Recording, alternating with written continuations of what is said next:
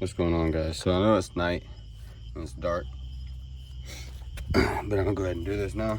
I'm just gonna do, got these spacers, 1-inch spacers, 25 millimeter. I'm gonna go ahead and show you how to install them. It's extremely easy.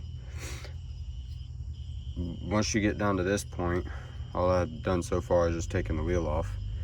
Once you get down to this point, you're gonna take your wheel or your spacer, and you need some ECC's lubricant. And you're gonna take this stuff all the way anywhere that this stuff is gonna, anywhere that the base of your spacer is gonna be touching the base of your hub. Whenever you got two metals touching, you always wanna have something separating them, some kind of lubricant. But you just, anywhere that this spacer is gonna be touching the hub, you wanna get some anti-seize in there to separate them. All right, so see, once you got your back of your spacer like this, completely covered in anti-seize, can't see any metal whatsoever on the rear base. All right, so now you're gonna see if I can do this the best I can with one hand. And then you just put it on there without trying, I mean, I guess it don't really matter, but just, I'm gonna try my hardest not to try and get anti-seize all over my threads. I guess not a big deal if you do. That's just what I'm gonna try and do. I am using orange Loctite. I believe this is medium strength.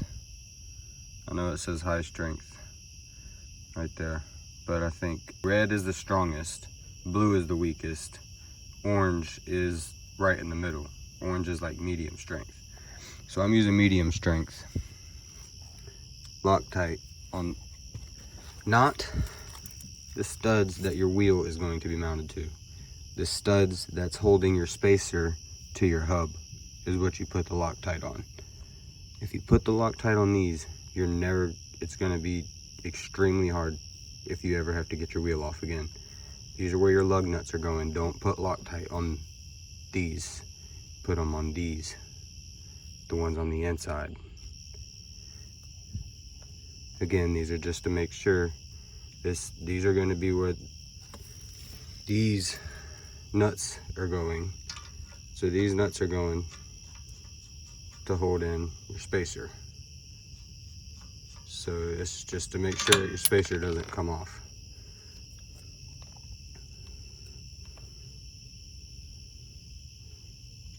That's all I'm putting right there. Probably the size of a pea on each stud. I'm not the best at this camera. I'm doing it with one eye or with one hand and trying to focus on what I'm doing along with the camera. So, all right, and that's about it. You just go ahead and tighten all this down, torque them down. These spacers say to torque these bolts down to 80, and then just you do regular torque on your lug nuts. So that's what I'm gonna do. I'm gonna torque these down to 80, and then just do my lug nuts how I normally do them at 108.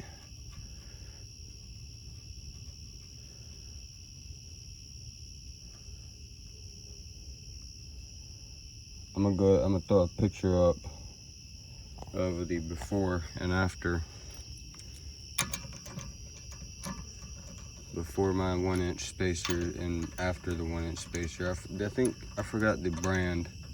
I think these are ECCRR, I believe, if I remember correctly. Got them off of Amazon, like 110. But when I've had them on all day pretty much, and I've been driving around. I drove for like 3 hours today with these things on, and they drove pretty good. Like, I haven't had any weird noises or like any kind of shaking or vibrations or nothing unusual.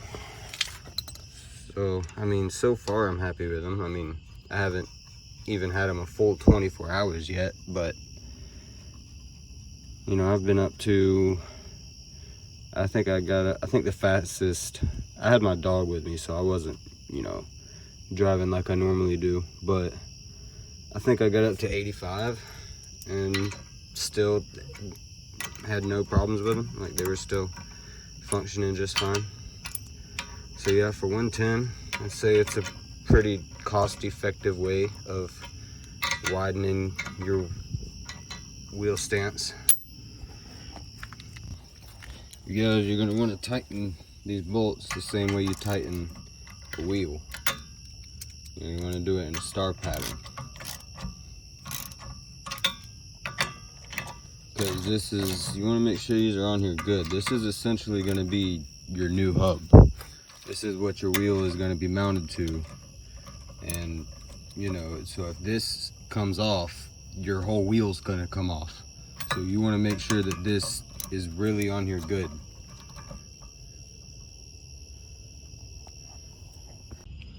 Alright, so that's it for this one. You can see.